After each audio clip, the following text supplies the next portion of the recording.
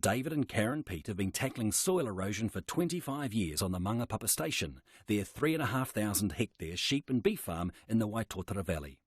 The property includes 1,400 hectares of virgin and regenerating bush and 30 hectares of wetlands.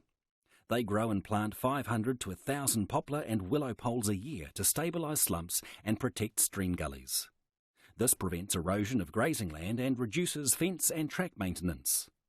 They've planted 7,850 poles in the past 17 years under their TRC farm plan. 6 of the property's 21 regionally significant wetlands are protected by QEII covenants and 4 kilometres of fencing. They are important habitat for the nationally threatened species, including weweia, dabchick, North Island fernbird, and pūweto, spotless crake.